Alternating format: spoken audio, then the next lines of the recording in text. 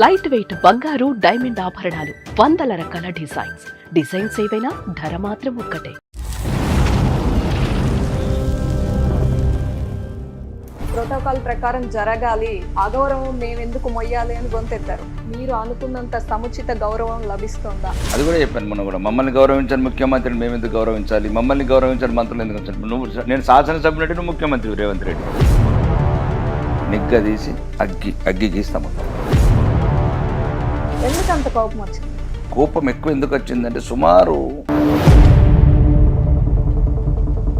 Ex-MLA లేడు, జీవితంలో X లేదు, ఫ్రంట్ లేదు. ఇక ఓటు పోవడమే జీవితాశయం. ఫిక్స్ అయిపోయారా ఖచ్చితంగా ఆయన జీవితంలో ఎప్పటికీ గెలవలేడని? 100%. రేవంత్ రెడ్డి గారు ముఖ్యమంత్రి అయిన తర్వాత మాట్లాడితే గద్దె దించేస్తాం అంటున్నారు. అంటే ఏంటి అంత బలహీనంగా ఉందా కాంగ్రెస్ పార్టీ? రుణమాఫీ అందరికని పాత బస్సులు ఎక్కించి ఆడవాళ్ళ నడుములు కొట్టాడు. అంటే 10 రూపాయల టికెట్ చూస్తే 10,000 ఆర్థోపెడిక్ బిల్ అయింది. అంటే ఉచిత బస్సును కూడా విమర్శిస్తున్నారా? ఒక బస్సు కొనకుండా మీరు భలేవారు ఉన్నారండి. పిల్లలు స్కూల్కి వెళ్ళడానికి బస్సులు లేవు. అంటే విద్య వద్దు, వైద్యం వద్దు, అభివృద్ధి వద్దు. ఈటెల రాజేందర్ గారి పేరు గట్టిగా వినిపిస్తోంది. ఈటెల రాజేందర్ గారికి కనుక అధ్యక్ష పదవి అనౌన్స్ చేస్తే మీ రియాక్షన్ ఏంటి? సపోర్ట్ చేస్తారా? ఈ మధ్య చిలుకూరి ఆలయ పూజారిని వెళ్ళి కలిశారు. అక్కడ ఏం జరిగిందో తెలుసుకున్నారు, మాట్లాడారు. ఏం చెప్పారు? ఆయన కూడా హిందువే కదా. సనాతన ధర్మాన్ని ముందుకు తీసుకెళ్తున్న రంగరాజన్ గారు మీరు అన్నట్టు మన మతం కాదు, ఇద్దరు హిందూ మతానికి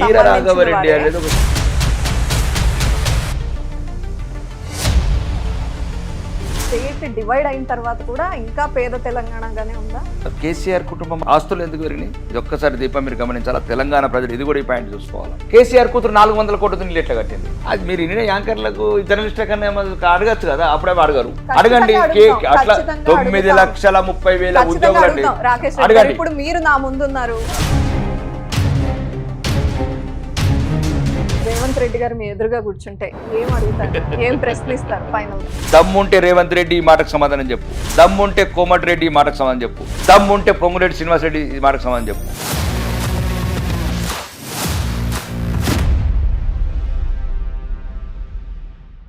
నమస్తే, నేను Deepa. Welcome to Suman TV. ఆయన మొదటిసారి ఎమ్మెల్యే అయినా కూడా అసెంబ్లీలో ఉరుములా ఉరిమాడు, మెరుపులా మెరుస్తున్నారు. ఆయన ఎవరో కాదు, ఆర్మూర్ బీజేపీ ఎమ్మెల్యే పైడి రాకేష్ రెడ్డి. నమస్తే రాకేష్ రెడ్డి గారు. నమస్తే దీప. హ్యాపీగా ఉన్నారా? మీరు అడిగిన ప్రతి కోరిక ఒక్కొక్కటిగా నెరవేరుస్తూ వెళ్తున్నారు. వారు నెరవేరుస్తున్నారో అర్థం కావట్లేదు, మీరు అడిగింది ఇవ్వకపోతే ఒక భయంతో ఓకే చెప్తున్నారో అర్థం కావట్లేదు. నేను అడిగేది కొడంగల్ సొమ్ము, మధిర సొమ్ము అడుగుతలేనండి. నా ఆర్మూర్ ప్రజల హక్కులు అడుగుతున్నాను. నా ఆర్మూర్ ప్రజల వాటా అడుగుతున్నాను. ఎవరు మేరుపై నాకెందుకండి? నా హక్కుల గురించి నిలదీస్తున్నాను. కొన్ని సాధ్యం అవుతున్నాయి, సాధ్యం కాని గురించి పోరాడుతున్నాను. ఓకే, ఇంటిగ్రేటెడ్ స్కూల్ అన్నారు, కాలేజ్ అన్నారు, అన్ని 1 by 1 చేసుకుంటూ వెళ్తుంది గవర్నమెంట్ కూడా. మీరు అడిగినవన్నీ చేయాలి కూడా. ఎందుకంటే ఇంకా నా వాటకు రావాల్సింది ఇప్పటివరకు ఇంకా 5% వచ్చింది. ఇంకా 95% వాటర్ రాలేదు నాకు. అయితే ఇప్పుడు వచ్చిన వాటితో సాటిస్ఫైడ్ గా లేరు. ముఖ్యంగా తెలంగాణ ప్రజలు అన్ని ప్రాంతాలలో, ఒక ఆర్మూరే కాదు అభివృద్ధి అంటే, ఆర్మూర్తో పాటు 33 జిల్లాల అభివృద్ధి కావాలని కోరుకుంటున్నాను. వీళ్ళు పక్షపాతపూరితంగా 3 జిల్లాలకే తీసుకెళ్తున్న నిధులు కాబట్టి అది కూడా నిగదీస్తున్నాను. ఇప్పుడు తెలంగాణలో అడిగే ఒక్కటే ఎమ్మెల్యేని కదా నేను. బీర్ సీసాల రేట్లు పెంచితే మీకే కావాలా? మధ్యలో కొడంగల్కు, నల్గొండకు. అంటే తాగుడు మా వాళ్ళు, ఆరోగ్యం మేము పాడేది. దాని మీద రేట్లు పెంచుకొని ఎక్సైజ్ ఆదాయం అంతా మీ 3 జిల్లాలకు ఉండబోతారా? అంటే మీనింగ్ నిజంగా ఉత్తర తెలంగాణ, దక్షిణ తెలంగాణ వివక్ష ఉందా? నిజంగా అది నమ్ముతున్నారా గట్టిగా మీరు? స్పెషల్ డెవలప్మెంట్ ఫండ్స్ అనేది ఇంతకుముందు ఉన్న ఫామ్ హౌస్లో ఉన్న పడుకున్న మాజీ ముఖ్యమంత్రి ప్రతిపక్ష నాయకుడు ఒక సిస్టమ్ పెట్టాడు. రాజ్యాంగ విలువలు ఎట్లా తుంగలో దొక్కాలని. స్పెషల్ డెవలప్మెంట్ ఫండ్ ఎట్లయితే శాసనసభ్యులు ఇవ్వాల్సిన నిధులు ఇవ్వకుండా మా నియోజకవర్గానికి 1 కోటి రూపాయలు ఇచ్చారు. కొడంగల్కు 1,004 కోట్లు ఇచ్చారు. దానికి ఏం చెప్పాలి నేను? అదే చీఫ్ సెక్రటరీని అడుగుతున్నాను. దీని మీద సుప్రీంకోర్టులో కేసు వేద్దాం అనుకుంటున్నాను. ఆర్మూర్కు 90 లక్షలు, కొడంగల్కు 1,004 కోట్లు. అంటే ఏ రాజ్యాంగం రాసింది ఇట్లా? వెనకబాటుతనమా, ముందడగా తర్వాత మాట్లాడదాం. గతాన్ని సరిదిద్దచ్చు. గతాన్ని సరిదిద్దాలంటే భవిష్యత్తులో తరాలకు మేము సమాధానం చెప్పాలి కదా. నేను భవిష్యత్ తరాలకు కూడా సమాధానం చెప్పాలా? ఇప్పుడున్న శాసనసభ్యుడిగా నువ్వేం అడిగినావు? ఓకే, నేను అడిగానని ప్రశ్నించడం అనేది నేర్చుకోవాలి కదా. నన్ను గెలిపించిన ప్రజల అభివృద్ధి ముఖ్యం. మరియు తెలంగాణ ప్రాంతంలో ఇది, ఎందుకంటే తెలంగాణ రాష్ట్ర బడ్జెట్, ఇది తెలంగాణ రాష్ట్ర ఆదాయం కాబట్టి కొట్లాడతాను. అన్ని 33 జిల్లాలకు సమాన నిధులు కావాలి, సమానంగా అభివృద్ధి చెందాలి. మీరు అదే తప్పుడు అర్థం చేసుకుంటున్నారు.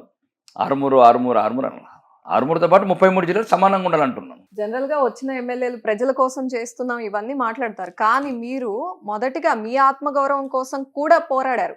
ప్రోటోకాల్ ప్రకారం జరగాలి, ఏంటిది ఈ అవును. అగౌరవం మేమెందుకు మొయ్యాలి అని గొంతెత్తారు. ఆ విషయంలో ఇప్పుడు హ్యాపీగానే ఉన్నారా? మీరు అనుకున్నంత సముచిత గౌరవం లభిస్తుందా? నిరంతరం అడుగుతున్నాను, నిరంతరం ప్రశ్నిస్తున్నాను. అది కూడా చెప్పాను మొన్న కూడా. మమ్మల్ని గౌరవించని ముఖ్యమంత్రిని మేము ఎందుకు గౌరవించాలి, మమ్మల్ని గౌరవించని మంత్రులు ఎందుకు వచ్చారు? అంటే ఫర్ ఎగ్జాంపుల్ నన్ను ఎమ్మెల్యే అనుకుంటే మీరు మంత్రులు, మీరెందుకు నాకు ముఖ్యమంత్రి మంత్రులు? ఒకటే, నేను ఆత్మ గౌరవాన్ని మించింది ప్రపంచంలో ఏ ఆయుధం లేదు. అది ఎందుకో మరి చిన్నప్పటి నుంచి నాకు అది బాగా బలంగా నా రక్తంలోనే వెళ్ళుండిపోయింది. అది ఎవడేమనుకున్నా ఆత్మగౌరవం గురించి నిరంతరం పోరాడతా. రాజ్యాంగబద్ధంగా ఏదైతే నాకున్న శాసనసభ్యుడిగా గౌరవం కావచ్చు, ఎటువంటి విషయంలోనైనా ఏది చిన్న చూపు చూసినా నిగ్గదీసి అగ్గి గీస్తా మొత్తం. ఇట్లాంటి అంశం మీదే మొన్న ఈ మధ్య కోమటిరెడ్డి వెంకటరెడ్డి మీద ఫైర్ అయినట్టున్నారు. ఫైర్ కాదు, ఇంకా ఎదురుగా కనిపిస్తే కడిగేస్తా అన్నంత ఆవేశం కనిపించింది. ఎందుకంత కోపం వచ్చింది మీకు? కోపం ఎక్కువ ఎందుకు వచ్చిందంటే, సుమారు ఆరుమూరు నియోజకవర్గ ప్రజలను అవమానించినందుకు. ఆరుమూరు నియోజకవర్గ ప్రజలు ఒక వ్యక్తిని అసహించుకుంటున్నారు అక్కడ. ఇప్పుడైతే అధికార పార్టీని అసహించుకుంటున్నారు, తిరస్కరించారు 2 సార్లు. అతన్ని రాజ్యాంగబద్ధ పదవిలో ఉన్న కలెక్టర్కు ఈ రాజ్యాంగబద్ధ పదవిలో ఉన్న మంత్రి ప్రమాణం చేసి అక్కడ ఇతను ఎమ్మెల్యే అని పరిచయం చేస్తున్నాడు. ఇంకా కడగకపోతే నాట్ ఎక్స్ఎమ్మెల్యే, ఎమ్మెల్యే అని పరిచయం చేస్తున్నారా? ఎక్స్ఎమ్మెల్యే లేదు, జీవితంలో ఎక్స్ లేదు, ఫ్రంట్ లేదు, ఇక ఓడిపోవడమే జీవితాశయం. ఓకే, మీరు ఫిక్స్ అయిపోయారా ఖచ్చితంగా ఆయన జీవితంలో ఎప్పటికీ గెలవలేడని? 100%. అంటే నేను అనేది ఏంటంటే, ఒక ప్రజలు అసహించుకున్న వాళ్ళని, ప్రజలను తిరస్కరించిన వాళ్ళని, ప్రజలు ఓడించిన వాళ్ళని, ఒక రాజ్యాంగబద్ధంగా వాళ్ళు గెలిపించుకున్నారు నన్ను వాళ్ళ బిడ్డగా, ఒక పోరాట యోధుడిగా, వాళ్ళ సమస్యల మీద గొంతెత్తుతో అక్కడున్న ఒక మాజీ శాసనసభ్యుడి మీద తిరగబడ్డ తొలి ఆరుమూరు బిడ్డ అని గౌరవించి నన్ను గెలిపించారు. వాళ్ళ నిర్ణయాన్ని కూడా అవమానించినట్లే కదా నువ్వు. ప్రజాస్వామ్యయుతంగా వ్యక్తులకు అభిప్రాయాలు ఉండొచ్చండి. సారీలు వీరు నువ్వు నేను చెప్పుకోవచ్చు దీప, ప్రజలకు సారీ ఎట్లా చెప్తావు? అవమానించి ప్రజల నిర్ణయాన్ని నువ్వు అవమానించినట్లే కదా. ప్రజలు గెలిపించుకున్న శాసనసభ్యులు నేను, గౌరవనీయ కలెక్టర్ ఎమ్మెల్యే నాకు, రేవంత్ రెడ్డికి, కోమటిరెడ్డి వెంకటరెడ్డికి ముగ్గురికి ఎమ్మెల్యేని ఇచ్చి రాలేదు ఉంటే వాళ్ళకి ఏదైనా అదే మెజార్టీ వచ్చింది కాబట్టి మంత్రులు అయినా ముఖ్యమంత్రులు లేదు. కానీ వాళ్ళు మాకే సేమ్, మా క్లాస్మేట్లు అందరూ వాళ్ళు పెద్ద ఊహించుకుంటున్నారు. వాళ్ళకి ఇచ్చింది కూడా కలెక్టర్ అదే ఎమ్మెల్యే అని, మాకు ఇచ్చింది కూడా కలెక్టర్, ఎలక్షన్ కమిషన్ ఎమ్మెల్యేనే. ఎమ్మెల్యే వాళ్ళు సర్టిఫికేట్ నుండి మంత్రి అని ఉండదు. కాబట్టి ఆ రోజు ఆ చర్యకు ప్రతిచర్య, భవిష్యత్తులో కూడా ఇట్లనే ఉంటానని చెప్తున్నా ఈ ఇంటర్వ్యూ ద్వారా. కాదు, మీకు ఏమైనా బంధుత్వం ఉందండి కోమటిరెడ్డి గారితో? మళ్ళీ అది సబ్జెక్ట్ వేరు. కాదు, బంధుత్వం ఉందా మీకు? దూరపు చుట్టరికం గానీ కోమటిరెడ్డి గారితో ఉందా? మంచి సన్నిహితం ఉంది. అంటే చుట్టరికం అంకాపూర్ పక్కన అరుగులు వాళ్ళ చుట్టాలు ఉన్నారు. అట్లా ఆ జగన్ చుట్టాలు ఎక్కడో. మీరు ఆ సందర్భంగా ఒక మాట మాట్లాడారు, కోమటిరెడ్డి కుటుంబం మీద ఉన్న గౌరవంతో ఎక్కువ మాట్లాడకుండా ఆపేస్తున్నాను, కానీ ఇంకా ఎక్కువగా మాట్లాడితే నా చర్యలు వేరే విధంగా ఉంటాయంటూ హెచ్చరించారు. అందుకని బంధుత్వం ఏదైనా ఉందా? అదే నేను చెప్తున్నాను కదా. అంటే దాని ఉద్దేశం ఏంటంటే, నాకు ఇప్పుడు రాజగోపాల్ అన్న మంచి స్నేహితుడు, అంటే కోమటిరెడ్డి కుటుంబంతో మంచి సన్నిహిత సంబంధాలు ఉన్నాయి. ఇప్పుడు సన్నిహిత సంబంధాలు ఉన్నప్పుడు కొన్నిసార్లు ఇంకా దిగమింగుకోవాల్సి వస్తుంది. ఇంకా దిగమింగలేని స్టేజ్కి వెళ్ళిపోయింది అవమానం. రెండోది, దాని ద్వారా ఏం చెప్పగలిగినానంటే, ఇప్పుడున్న రాష్ట్ర ప్రభుత్వంలో ఉన్న పెద్దలందరికీ చెప్పిన, ఈట్క జవాబ్ పత్తర్ సే దేతాం, ఒక్కటంటే 100 అంటాం మిమ్మల్ని, బరాబర్ లెక్క. కాంగ్రెస్ పార్టీని కూడా ప్రజలే గెలిపించింది, ప్రజలే ఎమ్మెల్యేలుగా నిర్ణయించారు, ముఖ్యమంత్రి గారు రేవంత్ రెడ్డి గారు ఉన్నారు. మరి అటువంటప్పుడు అవిశ్వాస తీర్మానం పెడతాం, దించేస్తాం, ఆయన్ని గద్దె దించుతాం అని ఎట్లా మాట్లాడగలిగారు? అదే చెప్పాను కదా, ప్రజలు కోరుకునేది అది. మళ్ళీ అది కూడా చెప్పాను, ఒక ప్రతిపక్ష నాయకుడుగా ప్రజలు కోరుకుంటున్నారు కాబట్టి ఏమైనా కాంగ్రెస్ లాగా దొంగచాటు పార్టీ మార్పులు చేస్తాం. నేను బహిరంగంగా తెలంగాణ మాట్లాడింది ఒకే ఒక ఎమ్మెల్యే, ప్రజాస్వామ్యయుతంగా అవిశ్వాస తీర్మానం పెడతామన్నా. రాజ్యాంగం మాకు ఇచ్చిన హక్కు అది. కొడంగల్ ప్రజలు అడుగుతున్నారు అవిశ్వాస తీర్మానం పెట్టుకోనంటే, మీరు ఎక్కడికో వెళ్తున్నారు. కొడంగల్ ప్రజలు, అక్కడికి వెళ్ళి పోటీ చేసిన అభ్యర్థి కూడా ఉండదు, పేరుంది నా మొబైల్ ఫోన్ లో ఉంది. చాలా మంది ప్రజలు అడుగుతున్నారు కొడంగల్. రాకేష్ రెడ్డి గారు, గత ప్రభుత్వాలు ఇంతకు ముందు చాలా మంది ముఖ్యమంత్రులు ఉన్నారు, చాలా ప్రభుత్వాలు మారాయి, కానీ అప్పుడెప్పుడు ఈ విధంగా అంటే ప్రభుత్వాన్ని పడగొట్టేస్తాం, ముఖ్యమంత్రిని దించేస్తామని ఎప్పుడు ఎవరు ఇంత గోల చేయలేదు. కానీ రేవంత్ రెడ్డి గారు ముఖ్యమంత్రి అయిన తర్వాత, కాంగ్రెస్ పార్టీ అధికారంలోకి వచ్చిన తర్వాత, అంటే ఎమ్మెల్యేలు కానివ్వండి, పార్టీలు కానివ్వండి, మాట్లాడితే గద్దె దించేస్తాం అంటున్నారు. అంటే ఏంటి, అంత బలహీనంగా ఉందా కాంగ్రెస్ పార్టీ? ఫస్ట్ మీరు 2 తేడాలు తెలుసుకోవాలి దీప. పడగొట్టడం వేరు, ప్రజాస్వామ్యయుతంగా అవిశ్వాస తీర్మానం పెట్టి దించేయడం వేరు. నేను ఓన్లీ అంబేద్కర్ గారు రాసిన రాజ్యాంగబద్ధంగానే ప్రశ్నిస్తున్నా. ఏంటంటే, తెలంగాణ ప్రజలను నమ్మించి గొంతు కోశాడు రేవంత్ రెడ్డి. కాంగ్రెస్ ప్రభుత్వం రేవంత్ రెడ్డి గొంతు కోశాడు. సో అతను చెప్పాడు రుణమాఫీ అందరికని. రుణమాఫీ అందరికని కొందరికి వేసాడు. ఒకటి పక్కన పెడదాం, చేసిన ఏదో 2-3 పనులు అవి. పాత బస్సులు ఎక్కించి ఆడవాళ్ళ నడుములు కొట్టాడు. అంటే 10 రూపాయల టికెట్ చూస్తే 10,000 ఆర్థోపెడిక్ బిల్ అయింది. అంటే ఉచిత బస్సును కూడా విమర్శిస్తున్నారా? ఒక బస్సు కొనకుండా మీరు భలేవారు ఉన్నారండి. ఇప్పుడు మీరు బస్సులు కొనండి, నీకు 5,000 బస్సులు. అంటే ఎక్కడైతే నీకు అత్యవసర పనులకు హాస్పిటల్కి వెళ్ళే వాళ్ళకి బస్సులు లేవు, పిల్లలు స్కూల్కి వెళ్ళడానికి బస్సులు లేవు, ఆడవాళ్ళకు వేరే వేరే రకరకాల సమస్యలు ఉండి హాస్పిటల్కి పోతే బస్సులు లేవు, అర్జెంట్ అత్యవసర పనుల మీద ఎమర్జెన్సీ పనుల మీద బస్సులు లేవు, వాటర్ షాటల తంబాకు వేసుకుంటూ బిడీలు చేసుకుంటున్నారు బస్సులల్లో, కాయగూరలు అమ్ముకుంటున్నారు, కొత్తిమీర కాయలు అమ్ముకుంటున్నారు బస్సులల్లో. అంటే నేనేమంటున్నానంటే ఒకవేళ నీకు గవర్నమెంట్ ఆ రకంగా నేను తప్పు పట్టట్లేదు, ఒక చర్యలు కొన్ని ఉంటాయి, కానీ బస్సులు కొను. ఇప్పుడు నీకు మరి పిల్లలకు స్కూల్కి వద్దా అంటే విద్య వద్దు, వైద్యం వద్దు, అభివృద్ధి వద్దు, ప్రజలని ఇట్లాంటి ఉచిత తాయిలాలు పెట్టి వాళ్ళని ఒక రకంగా బలహీనులను చేసి ఇప్పుడు మీరు వెళ్తున్నారండి. పని ఉంటే వెళ్ళడం వేరు దీప, పని లేకుంటే నీ కొడుకు స్కూల్లోకి పోతలేడు, నువ్వు 10 రూపాయల కరివేపాకం కొనడానికి ఇప్పుడు మన నిజామాబాద్ పోతున్నారు. అంటే సోషల్ మీడియాలో వస్తున్న మీమ్స్ అన్ని నిజమే అంటున్నారా? అసలు సోషల్ మీడియా వచ్చింది 1% కదా, మేము చెప్తున్నాం కదా. ఒక్క బస్సు లేదంటే ఇప్పటి వరకు 15 నెలల నుంచి. అంటే అద్దా నిత్యం పెరిగే జనాభా, నిత్యం పెరిగే అవసరాలు, ప్రజలకు కావాల్సిన విద్య, వైద్యము, ఉపాధి, వీటికి బస్సు వద్దా కాదు. నీకు ఉచితం ఇవ్వాలనుకుంటే నీకు 5,000 బస్సులు కొను. 5 బస్సులు కొనలేదు, ఆర్టీసీని సర్వనాశనం చేసినావు.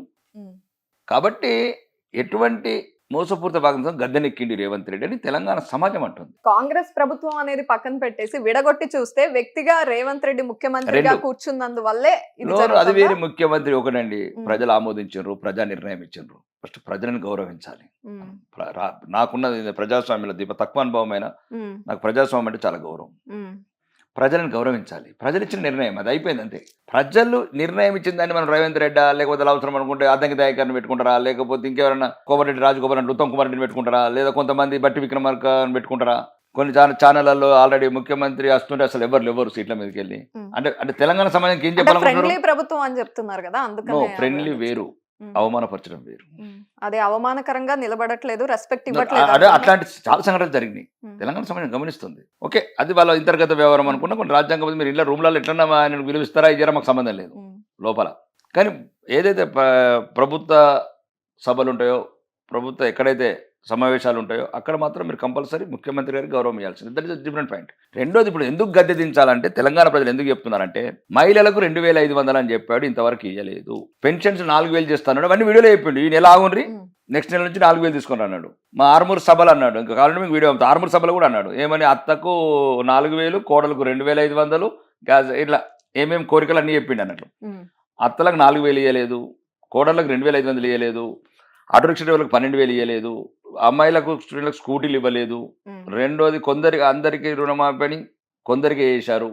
అంటే పరిపాలన దక్షత లేకుండా, ఎటువంటి అభివృద్ధి లేకుండా గ్రామాలలో అభివృద్ధి మొత్తం పడకేసింది దీప. రేవంత్ రెడ్డి సర్కార్ని ఉంచకూడదు, కాంగ్రెస్ ప్రభుత్వాన్ని ఉంచకూడదని తెలంగాణ ప్రజలు కోరుకుంటున్నారు. దానికి నేను కొనసాగింపే ప్రజాస్వామ్యయుతంగా గద్దె దించడం అందరం ఒకటే అని అన్నాను. అంటే ఢిల్లీ విజయం తర్వాత తెలంగాణ బీజేపీలో ఏమైనా మార్పు వచ్చిందా? ఎక్కువ శక్తి పుంజుకుందాం, దేశవ్యాప్తంగా ఇంకా విస్తరిస్తున్నాం అనే ఒక ఆలోచనలో ఉందా బీజేపీ పార్టీ? మరి ఏం దేశవ్యాప్తంగా ఏ పార్టీ ఉంది ఇప్పుడు? ఇంకా కొన్ని ప్లేసెస్ లో లేదు కదా, ఢిల్లీ లాంటి ప్లేస్ లో ఘన విజయం సాధించారు. అవును, అదే నిజమే. కానీ ఒకటి ఏంటంటే ఇప్పటికీ 20 రాష్ట్రాలలో విస్తరించడం. ఇంకా కాంగ్రెస్ అనేది ఇంకేది 3 రాష్ట్రాలలో 9 ఓడిపోయే ముక్కు. ఇంకా నాకు తెలిసి ఇంకా 99% 3 రాష్ట్రాలకి వెళ్ళి కూడా కంప్లీట్ క్లియర్ చేస్తాము. క్లియర్ చేసి మా కోరిక కూడా మహాత్మా గాంధీ కోరికని వీళ్ళు 75 సంవత్సరాలుగా మోసం చేసిన గాంధీ కుటుంబం. ఎందుకంటే మహాత్మా గాంధీ గారి కోరిక, జాతిపిత అని మనం చెప్పుకునే కోరిక 1940లో కాంగ్రెస్ పని అయిపోయింది, స్వాతంత్రం తెచ్చిన మూసేద్దామన్నాడు.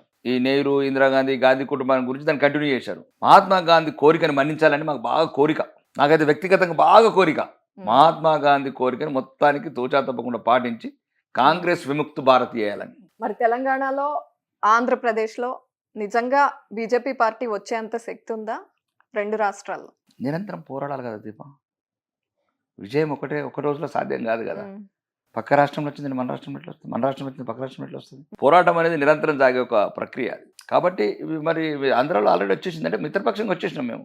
3 సీట్లు వచ్చినట్టే అనుకుంటున్నారా? మిత్రపక్షం ఎన్డీఏ మళ్ళీ ఎన్డీఏ అంటున్నాం, పాదం మోపాం కదా, పాదం అది ఒక విజయంగా పరిగణిస్తున్నారు. విజయం ఎప్పుడు వీరులకు ఎప్పుడు విజయమే స్ఫూర్తి కాదు.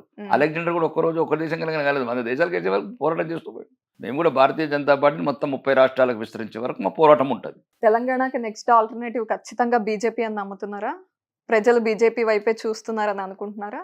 మాకన్నా తెలంగాణ ప్రజలు వెయ్యి రేట్లు చూస్తున్నారు భారతీయ జనతా పార్టీ వైపు.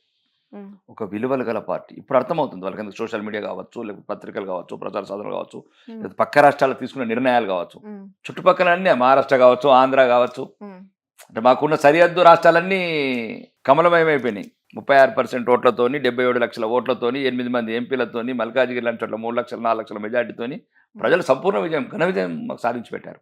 ఉమ్, ఇంకా మేము ప్రజల తరపున నిరంతరం పోరాడాల. తెలంగాణలో ప్రజాక్షేత్రంలోకి వెళ్ళి ప్రజల సమస్యల మీద మేము పోరాడాల. ఆ నాయకత్వ లక్షణాలు ప్రతిపక్ష బాధ్యత మేము నెరవేర్తిస్తున్నాం ఇప్పటికే. ఎందుకంటే ఇక్కడ ప్రతిపక్ష నాయకులు లేడు కాబట్టి తెలంగాణ ప్రజల ఆశలు త్వరలోనే నిరంతరం ప్రజాక్షేత్రంలో నుండి పోరాటం చేసి పార్టీని బాగా బలంగా తయారు చేసిపోన్నాం. మీరు అన్నట్టు ప్రజలందరూ చూస్తున్నారు అనే మాట కన్నా అధ్యక్షుడు ఎవరవుతారు అనేది కూడా తెలంగాణ సమాజం ఎదురు చూస్తోంది. బీసీయా, రెడ్డియా, బీజేపీ అధ్యక్షుడు ఎవరవుతారు అంటే హిందూ అవుతాడు. ఈటెల రాజేందర్ గారి పేరు గట్టిగా వినిపిస్తోంది. ఈటెల రాజేందర్ గారికి కనుక అధ్యక్ష పదవి అనౌన్స్ చేస్తే మీ రియాక్షన్ ఏంటి? సపోర్ట్ చేస్తారా? నేను ఈటల రాజేంద్ర కాదు, ఉమ్, ఏ రాజేందర్ చేసినా సపోర్ట్ చేస్తా 100%. నాకు పార్టీ కన్నా తల్లి రాకేష్ రెడ్డి ఓన్లీ, ఇంకా ఎటువంటి ఉండదు, వర్గాలు ఉండవు, ఏముండదు, ప్రాంతాలు ఉండదు, పాడు ఉండదు, ఒకటి భారతీయ జనతా పార్టీ నా కన్న తల్లి. ఉమ్, కన్న తల్లి ఎవరిని నిర్ణయించినా లీడర్గా అంగీకరిస్తా అని చెప్తున్నా. ఉమ్, మేము హిందువులము, ఈ దేశంలో హిందూ రాష్ట్రం అంటే మనం హిందువుల అవమానాల పాలు కావద్దు. ఉమ్, హిందువులు అంటే ప్రపంచంలో ఉన్న ఏకైక దేశంలో ఒక సురక్షితంగా ఉండాలా, గౌరవంగా బతకాలని కోరుకుంటాం. మేము పెద్ద కోరికలు కావు దీప. మేము దీన్ని ఇస్లామిక్ దేశంగా మార్చాలనుకుంటలేం కాంగ్రెస్ అనుకున్నట్టు. అది ఒక పెద్ద స్టేట్మెంట్ అవుతుంది. ఇస్లామిక్ దేశంగా మార్చాలని అనుకుంటుందా కాంగ్రెస్ పార్టీ ఇండియాని? అవును, అదే కదా. ఏ విధంగా అంటే ఫస్ట్ దేశాన్ని ఎందుకు విడగొట్టింది? దేశాన్ని విడగొట్టింది ఎవరు? అప్పుడు భారతీయ జనతా పార్టీ లేదు ఈ దేశంలో. అప్పుడు దేశాన్ని విడగొట్టిన పార్టీ ఇది. అంటే దేశాన్ని విడగొట్టినవు ఏ ప్రతిపదికను విడగొట్టినావు? మత ప్రతిపదికను విడగొట్టినావు. అంటే మత రాజకీయం మొదలు పెట్టినవే నువ్వు కదా. మత రాజకీయం నువ్వు మొదలు పెట్టినావు. రాజ్యాంగాన్ని తుంగలు దుక్కటం నువ్వు మొదలు పెట్టినావు. 356 ఆర్టికల్ని తుంగలు దుక్కటం నువ్వు మొదలు పెట్టావు. మాజీ ప్రధానమంత్రిని గుల్జార్ నందల్ లాంటి వారిని లాల్ బహదూర్ అవమానించడం నువ్వు మొదలు పెట్టినావు. కుటుంబ రాజకీయము, వ్యక్తి పూజ నువ్వు మొదలు పెట్టినావు. దేశాన్ని వేలాది లక్షలాది మంది భగత్ సింగ్ లాంటి బిడ్డలు, సుభాష్ చంద్రబోస్ వీరులు సాధించుకున్న స్వాతంత్రాన్ని ఎమర్జెన్సీ పీరియడ్ ధ్వంసం చేసిన కుటుంబం నువ్వు. ఇప్పుడు తమిళనాడులో 1500 సంవత్సరాల నుంచి నీకు ఇస్లామే లేదు. అప్పుడు నకులు బగ్బోట్ ఎట్లయితే నీకు 500 మంది, సుమారు 543 మంది మన ఒక పార్లమెంట్ లోపల 218 మంది వాళ్ళు వ్యతిరేకిస్తుంది. 206 మంది హిందూ ఎంపీలు ఉన్నారు.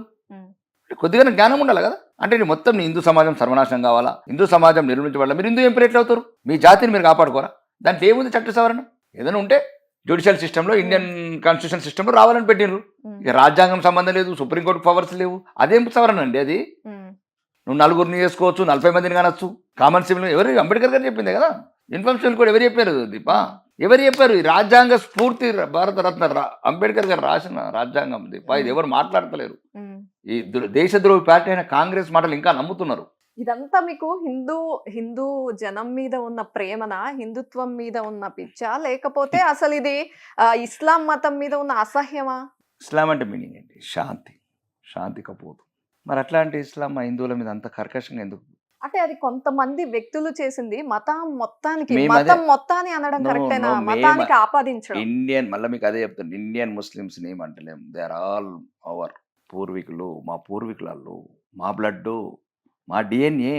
సో ఎప్పుడు రాకేష్ రెడ్డి గారు అవమానించినా, ఏదైనా అవమానకరంగా మాట్లాడినా ఇండియన్ ముస్లిమ్స్ ని కాదు. నేను ఇప్పటి వరకు నేను రాజకీయ జీవితంలోకి వచ్చిన నుంచి ఒక్కసారి కూడా ముస్లిమ్స్ని విమర్శించలేదు. ఒక్కసారి కూడా. మీరు ఏ ఇంటర్వ్యూలో చూడండి.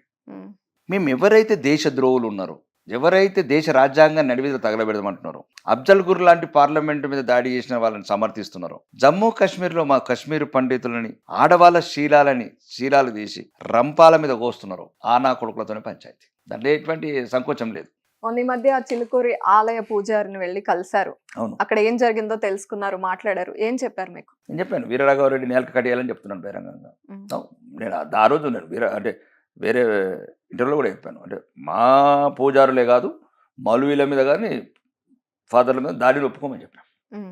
ఎవరి మతానికి వాళ్ళ ఒక ప్రేరణ, ఆ మతానికి వాళ్ళ ఒక రిప్రజెంటేటివ్స్, వాళ్ళని అగౌరవపరచడం ఒప్పుకోము. ఆడపిచ్చోడ వీరరాఘవరెడ్డి. ఆయన కూడా హిందువే కదా. సనాతన ధర్మాన్ని ముందుకు తీసుకెళ్తున్న రంగరాజన్ గారు, మీరు అన్నట్టు మన రంగరాజన్ తప్పనేమంటలేమే. కాదు ఇద్దరు హిందూ మతానికి. వీరరాఘవరెడ్డి అనేది ఒక సెపరేట్ సైకో ఐడియాలజీ. ఒకటే దీప. రాకేష్ రెడ్డి అయినా దీప అయినా ఇప్పుడు మీ వృత్తిలో ఉన్నారు, ఒక జర్నలిస్ట్ వృత్తిలో ఉన్నారు. కొన్ని విలువలు ఉంటాయి, కొన్ని పద్ధతులు ఉంటాయి, కొన్ని నియమాలు ఉంటాయి. నేను కూడా రాజకీయ నాయకుడిగా నోటికొచ్చింది ఏదంటే అది మాట్లాడలేను. కాబట్టి అది ఆ దాడిని తీవ్రంగా ఖండిస్తున్నాం, రంగరాజన్ మీద దాడిని. కానీ ఎటువంటి విలువలు లేనివాడు వాడేవాడో 20 మందిని గుండాలని తీసుకెళ్లి నల్లటి యూనిఫామ్ చేసి ప్రతి ఒక్కరు చట్టాన్ని చేతకు తీసుకుంటే ఎట్లా? నీ ఒక విధానం ఉన్నది. నీలాంటి వాళ్ళు కోట్లాది మంది ఉన్నారు ఈ ధర్మానికి పాటుపడ్డారు. నువ్వు ఒక ధర్మంతో శాశ్వతంగా నేను చెప్పదనుకుని చెప్పు. అంటే మీతో మాట్లాడినప్పుడు రంగరాజన్ గారు ఏమన్నా చెప్పడం జరిగిందా? ధర్మాన్ని కాపాడే వ్యక్తులలో ధర్మాన్ని ఒక ప్రేరణ కొన్ని వేలాది మంది అక్కడ ఒక రకమైన నమ్మకం క్రియేట్ అయింది అతని వల్ల. అంటే మేము వెళ్తుంటే ఆ రోజు కూడా వెళ్ళినప్పుడు చుట్టూ తిరుగుతూ ఉన్నారు. అక్కడ ఒక ఫేమస్ ఏదో ప్రదక్షిణలు చేయడం. ఇప్పుడు మా భార్య కూడా తిరుగుతుంది, మా భార్య తిరుగుతుంది, మా కూతురు కూడా, మా కూతురు మంచి ఫస్ట్ క్లాస్ మార్కులు వస్తే నేను చిలుకూరు భరించేది నమ్మకం. కాబట్టి అట్లాంటి వ్యక్తిని కొన్ని విషయాలు ఉంటాయి, మాటలు చెప్పాము. ఎప్పుడు ఏ సమయం వచ్చినా మీకు అందుబాటులో ఉంటాము, ఏ సంవత్సరం ఫోన్ సరే. ఇట్లాంటి ఎప్పుడు కూడా మీరు ఇబ్బంది పడకండి. సబ్ కుచ్ హమ్ లోగ్ సంభాలితే ఐసా లోగోं को कैसा संभालना हमारे पास मालूम है అని చెప్పాను. అసలు చనిపోయిన తర్వాత ఎక్స్గ్రేషియా ఇవ్వడం ఏంటి, ఇదేం పద్ధతి అంటూ నిలదీశారు. అవును, ఎందుకంత బాధ వచ్చింది? సుమారు 57 మంది పిల్లలు చనిపోయారు హాస్టల్లో. చనిపోక ముందు అరికాడదామని నేను అంటున్నా. తెలంగాణ రాష్ట్ర వ్యాప్తంగా మనకి ఏవైతే 26,000 స్కూల్స్ ఏవైతే ఉన్నాయో, మొత్తం స్కూల్స్ కావచ్చు, ఇంకా అక్కడ ఏమేమి సమస్యలు ఉన్నాయి. మనం ఏదైతే ప్రజాకర్షణ పథకాలను పక్కన పెట్టి, ప్రజల్ని సోమరిపోతులు చేసే పథకాలను పక్కన పెట్టి, ప్రజలకు పనికొచ్చి భవిష్యత్తు భారత యువతని మనం ఎట్ట తయారు చేయాలి, వాళ్ళకి సరైన చదువు, ఆరోగ్యము, సరైన మౌలిక వసతులు అని నేను చెప్తున్నాను. అదే దాని ఉద్దేశం ఏంటంటే చనిపోయినాక ఎక్స్గ్రేషియా ఇస్తారా? ఇప్పుడు 57 మందికి ఎక్స్గ్రేషియా ఇచ్చినట్లే కదా. మరి చనిపోక ముందు సరిగ్గా కడుపు నిండి అన్నం పెడదామా? లేకపోతే ఆడపిల్లలకు కనీస స్కూల్స్లో బాత్రూమ్స్, రన్నింగ్ వాటర్స్, లైబ్రరీస్, లేకపోతే వాటి ఫర్నిచర్స్, పవర్స్ అంటే ఒక మంచి మన పిల్లలు చదువుకునే ఒక వాతావరణం క్రియేట్ చేద్దామని నేను అంటున్నాను. అందుకోసం సంవత్సరం నుంచి చెప్తున్నాను. ఇప్పటికి కూడా నాకు 125 ఉన్నది 191 నీకు రాష్ట్ర వ్యాప్తంగా స్టడీ చేస్తున్నాను అది సబ్జెక్టు. ఇప్పుడు నేను చేసిన తర్వాత ఇప్పుడు గౌరవనీయ, ఇప్పుడు నేనంటే పర్లేదు, నేను మామూలు శాసనసభ్యుని అనుకో, నాకున్న తెలుగుతో కొద్దిగా మాట్లాడాను. మరి ఇప్పుడు ఆయన రాష్ట్ర ప్రభుత్వము కమిషన్ వేసింది, ఎవరు ఐఏఎస్ ఆఫీసర్, మాజీ ఐఏఎస్ ఆఫీసర్ మురళి గారని. నేను చెప్పిన ఆకునూరు మురళి గారు అవే సమస్యలు చెప్తున్నారు అన్ని చోట్ల. నేను అదే చెప్తున్నాను, పేదవాడికి కావాల్సిందేంది విద్య, పేదవాడికి కావాల్సిందేంది వైద్యము. నేను నిరంతరం కొట్లాడేది అది, విద్య, వైద్యం, ఉపాధి. ఉపాధి గురించి ముఖ్యమంత్రి గారు కూడా చెప్పాను. 2 జిల్లాలలో ఈ తెలంగాణ, ఉత్తర తెలంగాణలో ఒకటే ఒక SEZ ఉంది మాకు, స్పెషల్ ఎకనామిక్ జోన్ అని, అక్కడ నందిపేటలో. ఒక్క ఇండస్ట్రీ లేదండి 11 సంవత్సరాలే. ఈయన 40,000 కోట్లు తెచ్చినట్టు దావోస్కి, అవి ఎక్కడున్నా నాకు అర్థం కాదు. మళ్ళీ మొన్న 150,000 కోట్లు అంటారు. అలాంటి మా నిజామాబాదే కాదు, ఆదిలాబాద్ కావచ్చు, ఆసిఫాబాద్ కావచ్చు, కరీంనగర్ కావచ్చు, వరంగల్ కావచ్చు, రూరల్ తెలంగాణ అన్ని చోట్ల పెడతాం ఇండస్ట్రీస్. అన్ని చోట్ల యువత డెవలప్ కానీ. చైనా లాంటి కంట్రీలో అన్ని చోట్ల ఒక దగ్గర కేంద్రీకృతం కాదు దీపం. నేనేమంటున్నానంటే, ఇప్పుడు ఉదాహరణకు 75% మీరు హైదరాబాద్ చుట్టుపక్కల ఇన్వెస్ట్ చేసుకోండి, కాదంటలేదు. కానీ మీరు కనీస బాధ్యత పెట్టండి ఆ ఇండస్ట్రియలిస్ట్కు. ఏదైతే మీకు 150,000 కోట్లు ఇప్పుడు అంటున్నారో, పబ్లిసిటీ అన్ని పెట్టుకున్నారు రోడ్ల మీద హోర్డింగ్స్, అందులోకి వెళ్ళి 25% రూరల్కు కండిషన్ పెట్టండి అని నేను అంటున్నాను. 150,000 కోట్లు సుమారు 40,000 కోట్లు అవుతాయి దీప. 40,000 కోట్లు మా పాత ఉమ్మడి జిల్లాలు ఉన్నాయి, 9 జిల్లాలు. అంటే హైదరాబాద్ తీసేసి 9 జిల్లాలు. ఎట్లా హైదరాబాద్, రంగారెడ్డి అందరికి కావాల్సిందే. ఇంక 8 జిల్లాలు. 8 జిల్లాలలో మాకు 40,000 కోట్లు కేటాయించమంటాం ఇండస్ట్రీస్కు. అంటే కండిషన్, ఎవడైతే 10,000 కోట్లు పెడతాడో నువ్వు 2,500 కోట్లు వరంగల్ పెట్టు. ఇంకొకడు ఎవరు 10,000 కోట్లు పెడతాడో నువ్వు ఖమ్మంలో 2,500 కోట్లు పెట్టు. 10,000 అంటే ఫర్ ఎగ్జాంపుల్ 25% ఒక జిల్లాని కేటాయించుకో. 150,000 కోట్లు, ఇంతకుముందు తెచ్చిన 50,000 కోట్లు, 2 లక్షల కోట్లు. 25% ఈ యువత మొత్తం వినాలి దయచేసి. తెలంగాణలో మేధావులు, ఇంటలెక్చువల్స్, లాయర్లు కావచ్చు, డాక్టర్లు కావచ్చు, యాక్టర్లు కావచ్చు, మీరందరూ వినాలి. ఇది ఒక్కటి, ఇది తెలంగాణకి ఎప్పటికీ మరుపురాని పథకం అయిపోతుంది. ఎవడు ఏ ఇండస్ట్రీస్ అయినా వాడికి ఎట్లయితే ఔటర్ రింగ్ రోడ్ చుట్టూ భూములు కావాలని కోరుకుంటుండో, ఫ్యాబ్ సిటీలో భూములు కావాలని కోరుకుంటుండో, చందన్వల్లి దగ్గర భూములు కావాలని కోరుకుంటుండో, ఎట్లయితే మీరు అదేంది ఇన్ఫోసిస్కు అక్కడ ఇచ్చినట్టు, ఇంకో దానికి రయేజకి ఇచ్చినట్టు పోచారంలో 400 ఎకరాలు ఇచ్చారు కదా, మాకు అభ్యంతరం లేదు. కానీ వాడు పెట్టే ఇన్వెస్ట్మెంట్లో రూరల్ తెలంగాణలో 25% పెట్టాలి. ఏమైంది రూరల్? ఏం తక్కలేదు. ఇక్కడ నుంచి ఖమ్మంకు 4 లేన్ రోడ్ ఉంది, ఇక్కడ నుంచి వరంగల్కు 4 లేన్ రోడ్ ఉంది, ఇక్కడ నుంచి ఆదిలాబాద్. మాకు రోడ్లు ఎందుకు లేవు? అన్నీ ఉన్నాయి మా దగ్గర. రోడ్లు ఉన్నాయి, నీళ్లు ఉన్నాయి, ప్రకృతి ఉంది, అడవులు ఉన్నాయి, కొండలు ఉన్నాయి, పచ్చిక బయళ్ళు ఉన్నాయి. అన్నిటికన్నా మించి పేద తెలంగాణ ఉంది, బతకలేని తెలంగాణ ఉంది, బడికి పోని తెలంగాణ ఉంది, బతుకుకు బాధలు పడుతున్న తెలంగాణ ఉంది. వాళ్ళ గురించి అక్కడ ఇండస్ట్రీ పెట్టాలని అంటున్నాను. కాదు రాకేష్ రెడ్డి గారు, ఇక్కడ ఒక్క విషయం, స్టేట్ డివైడ్ అయిన తర్వాత కూడా ఇంకా పేద తెలంగాణగానే ఉందా? అంటే కొందరు రాకేష్ రెడ్డి, రేవంత్ రెడ్డి కోటీశ్వర్లు అయితే అందరూ అయినట్లేనా? తెలంగాణ స్టేట్ డివైడ్ అయిన తర్వాత చేంజెస్ లేవా? సోమరిపోతులను చేసినాం. మిగులు బడ్జెట్ ఉన్న రాష్ట్రాన్ని అప్పులమయం చేశాం. మరి కేసీఆర్ కుటుంబం ఆస్తులు ఎందుకు పెరిగినాయి? ఇది ఒక్కసారి దీపం మీరు గమనించాలా. తెలంగాణ ప్రజలు ఇది కూడా ఈ పాయింట్ చూసుకోవాలా. రాజకీయ నాయకుల ఆస్తులు ఎందుకు పెరుగుతున్నాయి? పాయింట్ 1. రాష్ట్రం అప్పులు ఎందుకు పెరుగుతున్నాయి? పాయింట్ 2. దయచేసి దేశం మొత్తానికి వర్తిస్తుంది. ప్రజలు ఆలోచించండి. వీడి తెలివి కుటుంబానికి ఎట్లా పరిమితం అవుతుంది? కుటుంబంలో లాభాలు ఎందుకు వస్తున్నాయి? ఇలా భార్యలు నడిపిన కుటుంబాలు కంపెనీలు ఎందుకు లాభాల బాటలు పోతున్నాయి? వీళ్ళు సంతకాలు పెట్టే ఫైళ్ళు ఎందుకు అప్పుల పాలవుతున్నాయి పథకాలు? రెండోది, మిగులు బడ్జెట్ ఉన్న రాష్ట్రం ఈరోజు నిండు పార్లమెంట్లో చెప్పింది ఆర్థిక శాఖ మంత్రి అప్పులోకి నెట్టేశారండి. మరి అప్పులోకి నెట్టితే వీళ్ళు కూడా అప్పుల పాలు కావాలి కదా రాజకీయ నాయకులు. కేసీఆర్ కూతురు 400 కోట్లతో నీళ్ళు ఎట్లా కట్టింది? కేసీఆర్ కోట్లకు 100 కంపెనీలు ఎట్లా వచ్చినాయి? ఇప్పుడు రాష్ట్రం అప్పుల పాలైంది కదా. నీకు ఈయనకు సరిగ్గా తెలుసో తెలియక పరిపాలన. మరి కుటుంబం మీద అంత మంచిగా ఎట్లా చేసినావు? ఏమి లేని సంతోషరావు ఎట్లా అంటే రాజకీయ నాయకులు ఇప్పుడు వీళ్ళు కావచ్చు, వాళ్ళు కావచ్చు, ఎవరైనా కావచ్చు. నేను అడిగే ప్రశ్న ఇది. రాష్ట్రాన్ని అప్పుల పాలు చేస్తారు, కుటుంబాలు లక్షల కోట్లకి వెళ్తాయి. ఇది ఇప్పుడు తెలంగాణలో జరుగుతున్న రాజకీయం. కూలిపోయే కాళేశ్వరం ఎట్లా కట్టినాం? 50,000 కోట్ల అవినీతి అని నువ్వే చెప్పినావు. ఇప్పుడున్న ప్రభుత్వం ఎందుకు చర్యలు తీసుకుంటలేరు? అవినీతి తప్ప ఏదో కొద్దిపాటి అభివృద్ధి చూపించి తెలంగాణ ప్రజలకు స్థాయిలాలు ఇచ్చి మోసపూరిత వాగ్దానాలతోని 10 ఏళ్ళు గద్దెనేలి ఇదేం రాజకీయం అండి? సాఫ్ట్వేర్ కంపెనీ పుట్టక ముందే ఉన్నది ఇక్కడ. కేటీఆర్ తెచ్చి పెట్టినట్లు ఆయనకి సాఫ్ట్వేర్ ఉద్యోగి. మీరు భలే మాట్లాడుతున్నారండి. కేటీఆర్ గారు సాఫ్ట్వేర్ డెవలప్ అయింది అట్లేదు. అది మీరు ఇన్ని యాంకర్లకు జర్నలిస్టుల కన్నా అడగచ్చు కదా. అప్పుడే అడగరు. అడగండి. అట్లా 9,30,000 ఉద్యోగులు అండి. రాకేష్ రెడ్డి గారు ఇప్పుడు మీరు నా ముందున్నారు. నిజంగా భూముల విలువ ఆయన చెప్పినట్టు కేటీఆర్ గారు చెప్పినట్టు పెరిగిందా లేదా? మళ్ళీ నేను అదే చెప్తున్నాను. మళ్ళీ భూముల విలువ మనది మనం పెంచుకున్నాము. ఇట్లా పేకట అన్నట్లు. ఇగో నువ్వు 20 కొను, నేను 25 కొంటా. నేను 30 కొను, నేను 40 కొంటా. 50 కొను. ఆడొక ఇండస్ట్రీ వచ్చిందా? ఆడొక ఇంటర్నేషనల్ స్కూల్ వచ్చిందా? ఆడ ఇన్ఫ్రా డెవలప్మెంట్ అయిందా? ఆడ 10 ఉద్యోగాలు వచ్చినాయా? ఒక సాఫ్ట్వేర్ కంపెనీ వచ్చిందా? ప్రజల్ని మోసం చేసి హైదరాబాద్ చుట్టూనంత అవినీతి డబ్బునంతా 20 లక్షల కోట్ల ఏదైతే అవినీతి చేసినా డబ్బులంతా రూరల్ డెవలప్ చేసి ఆ రూరల్ కూడా బతకకుండా చేశారు పేదోళ్ళని. వారు చెప్పేది ఏంటంటే నీరు అన్ని చోట్లకి పారేలా మేము చేశాము, నీటి ప్రాజెక్టులు తీసుకొచ్చాము, నీరు నిధులు నియామకాలంటూ వచ్చాము, మేము చేశాం కాబట్టి ఆ నీరు అన్ని ప్రాంతాలకు వచ్చింది కాబట్టి పెరిగాయి భూముల రేట్లు అనేది కదా. ఇప్పుడు దమ్ముంటే ఒక మాట అడుగుతున్నానండి అందరికీ. మొన్న కాళేశ్వరం వాటర్ రాకుండా కూడా ఒక్క నీటి బొట్టు రిలీజ్ చేయకుండా కూడా 1,53,00,000 టన్నుల వరి ఎట్లా పండింది? దీనికి సమాధానం చెప్పండి తెలుగున్నోడు. 1,53,00,000 టన్నుల వరి ఎట్లా పండింది? కాళేశ్వరం గేట్లు మూసేసి మేడిగడ్డ ప్రమాదం వల్ల ప్రమాదం, అది ప్రాజెక్టే ఊలిపోతుంది, 1,00,000 కోట్లు వృధా అవుతాయంటే ఈసారి ఒక నీటి బొట్టు వదలలేదు దీప. ఏదంతా పాత ప్రాజెక్ట్ నాగార్జున సాగర్ ఉన్నాయి, మాకు శ్రీరామ్ సాగర్ వచ్చింది లేదు, ఇటుక పిల్ల పెట్టింది లేదు, నిజాం సాగర్ మేము మా తాతలు కొత్త ప్రాజెక్టులతో పెద్ద వరిగిందేమి లేదు. ఏదేమైనా దానికి రికార్డెడ్ కూడా ఎవిడెన్స్ వచ్చింది. నేను ఎలక్షన్లో బాగా మాట్లాడాను. మొత్తం కాళేశ్వరం వల్ల 105,000 ఎకరాలకు బాగా వచ్చింది. మొత్తం 1,00,000 ఎకరాలలో 1,00,000 ఎకరాలు వచ్చిండ్రు. ఒక ఎకరానికి వరి పండడానికి 13,68,000 రూపాయలు అయింది. కాబట్టి అది ఒక పెద్ద ఫెయిల్యూర్ ప్రాజెక్టు, మోసపూరిత ప్రాజెక్టు, వాళ్ళ అవినీతికి ఒక ఆలంబన చేసుకోవడానికి ఒక కుమ్మక్కైన ప్రాజెక్ట్ అది. అలాంటిది మూసి ప్రాజెక్ట్ ఇప్పుడు కాంగ్రెస్ ప్రభుత్వం. 4th సిటీ అంటున్నారు, దాని మీద నమ్మకం ఉందా మీకు? నేను ఇప్పుడు చెప్పిందే ఉన్న సిటీని పట్టించుకోమని. కళలు ఒకటే చెప్తున్నాను, కళలు కనాలి, కళలు కొన్ని సాధ్యమేటే కనాలి. కానీ ప్రజలను మోసం చేసి ఇప్పుడు ఏం కావాలా? ఇప్పుడు నేను చెప్తున్నాను కదా, తెలంగాణ వ్యాప్తంగా కనీస వసతులు లేవు స్కూళ్ళల్లో, గ్రామీణాల్లో మౌలిక వసతులు లేవు, డ్రైనేజెస్ లేవు, సీసీ రోడ్స్ లేవు, సింపుల్ దాన్ని ఆర్మూర్ తీసుకుని అన్ని చెప్తాను నీకు. అన్ని తెలంగాణ ఆర్మూర్ అన్ని మోస్ట్ డెవలప్డ్ ఇంకా మంచిగా 30 గ్రామ పంచాయతీలు 75 ఏళ్ళ గ్రామీణ భారతంలో. మాకున్న 87 విలేజ్లో 35 గ్రామ పంచాయతీలు. గ్రామ పంచాయతీలు ఫస్ట్ సిటిజన్ కూర్చుండేదానికి లేవు, గ్రామ పంచాయతీలు లేవు, వైకుంఠ ధామాలు లేవు. అవి కూడా కేంద్ర ప్రభుత్వం నుంచి ఏవైతే నిధులు వచ్చినా వీటి వల్లనే ఒక్క మౌలిక వసతులు లేవు, విద్య లేదు, వైద్యం లేదు, ఉపాధి లేదు, ఓన్లీ ప్రకటనలు. కానీ ఆర్మూర్ నియోజకవర్గంలోనే ఇన్ని డిఫెక్ట్స్ ఉన్నాయి, ఇలాంటి గ్రామ పంచాయతీలే లేవు అని చెప్తున్న మీరు, అంతగా ఆవేదన చెందుతున్న మీరు, కొన్ని పోస్టర్లు మీ మీదే వెలిసాయి నందిపేట లాంటి ఏరియాలో, 8 ప్రశ్నలతో కూడిన పోస్టర్స్ అలాంటివి. తప్పేం లేదు. 8 ప్రశ్నలు వేశారు, సమాధానం చెప్పారా? 80 ప్రశ్నలతో ప్రశ్నించేస్తా, బహిరంగంగా స్టేట్మెంట్ ఇచ్చిన కదా. నేను అలా చెప్పింది ఏంటంటే, ఒకవేళ నేను ఎలక్షన్లో మళ్ళీ క్లియర్గా ఉన్నాను ఆ సబ్జెక్ట్ మీద, రేవంత్ రెడ్డికి బహిరంగంగా సవాల్ ఇచ్చినాను నేను. అది ఒకవేళ నేను ఎన్నికలలో గెలిస్తే, ఒకవేళ ప్రభుత్వం ఇల్లు కట్టిపోకపోతే ఊరుకు 10 ఇల్లు కట్టిస్తాను, ప్రభుత్వం కట్టియకపోతే చెప్పారు మాట మీద. నేను వచ్చి నుంచి అదే మాట్లాడుతున్నాను కదా, గవర్నమెంట్ వస్తే ఇప్పుడు దాన్ని నా ప్రభుత్వం మధ్యన ముందు ఇంప్లిమెంట్ చేసేవాళ్ళం. ఓకే, ప్రతిపక్షంలో కొట్లాడుతాం, 3,500 ఇల్లు శాంక్షన్ చేసినాం. అవే కదా ఇల్లు.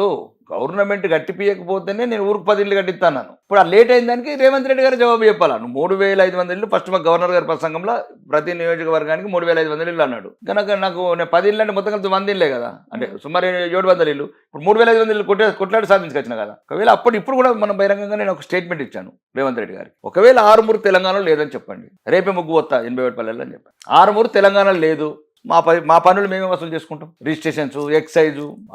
మీకు అమెరికాలాగా చేస్తాను నేను మార్మూరి బోలాడు 1000 కోట్లు ఇస్తున్నాం ఆదాయం. మా డబ్బులు మాకేం తప్పు? నీకేం దమ్ముంటే నువ్వు ఢిల్లీలో కొట్టాడు, నీకేమైనా ఇబ్బంది అయితే మా డబ్బు మేము అడుగుతున్నాం.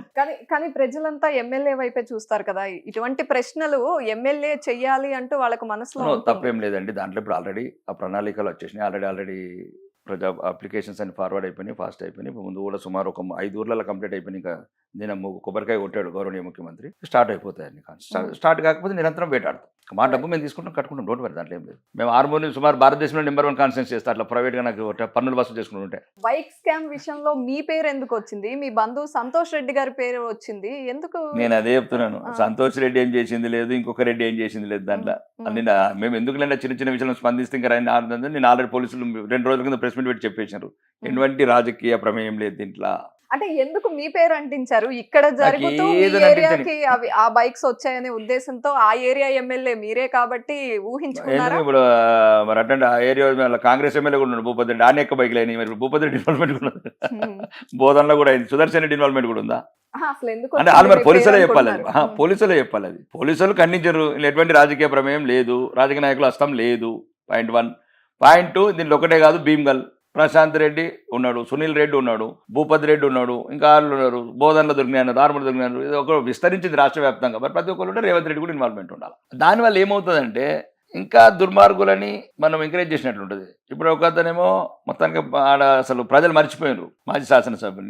నేను ఏ కొద్దిగా ఇచ్చిన పానం పోసినట్లు అవుతుంది. పాముకు పానం పోయడం ఇష్టం లేదు, ఆ పాము మళ్ళీ నా ప్రజలనే కాటేస్తుంది. కాబట్టి ఆ పాముకు పానం పోయొద్దు అనుకుంటున్నా. ఇక ఇంకొకటి జీవితాంతము అదేమంటారు, ఇంకా విజయం అనేది ఆ జీవితంలో కనుచూపు చూడని వ్యక్తి. ఇప్పటికే 2 సార్లు ఓడిపోయాడు. ఇంకా నాకు తెలిసి ఇంకా 3-4 సార్లు ఓడిపోయిన తర్వాత కూడా ఇంకా అతను రాజకీయాల్లో గవే ఏవైతే చిన్న చిలిపి పనులు చేస్తున్నాడో చిలిపి పనులు చేసుకుంటూ ఉండాలి. మీకు ఇంకా ఏమేమి కావాలనుకుంటున్నారు? ఇంకా ఏం పెండింగ్ లో ఉన్నాయి ఆర్మూర్ నియోజకవర్గానికి సంబంధించి కానీ తెలంగాణ వ్యాప్తంగా కానీ మీ కోరికలు ఏంటి? ఒకటి, ఫస్ట్ ఆర్మూర్కి వచ్చే వరకల్లా 125 స్కూళ్ళ బాత్రూములు లేవు, 191 ఉన్నాయి. నిండు అసెంబ్లీలో మాట్లాడిన శ్రీధర్ బాబు గారు త్వరలోనే మరి ఏందో ఆర్థిక ఇప్పుడు బడ్జెట్లు ఇస్తానన్నాడు. నేనేం అడుగుతలేను, పెద్ద కొడంగల్ లాగానో మధిరలాగానో నల్గొండలాగా 1000 కోట్లు వద్దంటున్నా. కనీసం పేద పిల్లలు చదువుకునే విద్యనన్నా కొద్దిగా మంచిగా ఇద్దాము. స్కూల్కి కావాల్సిన కొన్ని కంపౌండ్ హాల్స్ కావచ్చు, రన్నింగ్ వాటర్స్ కావచ్చు, లేడీస్ కొన్ని ఇబ్బందికరమైన పిల్లలు ఉంటారు, ఎదిగిన పిల్లలు ఉంటారు, వాళ్ళకి ఇబ్బంది కాకుండా కొన్ని సౌకర్యాలు కల్పిద్దామని చెప్తున్నాను నేను. మౌలిక వసతులు గ్రామాలలో ఏముంటాయి మేడం, చిన్న గ్రంథాలయం, మహిళా భవనము, అంగన్వాడీ బిల్డింగు, లైబ్రరీ, చిన్న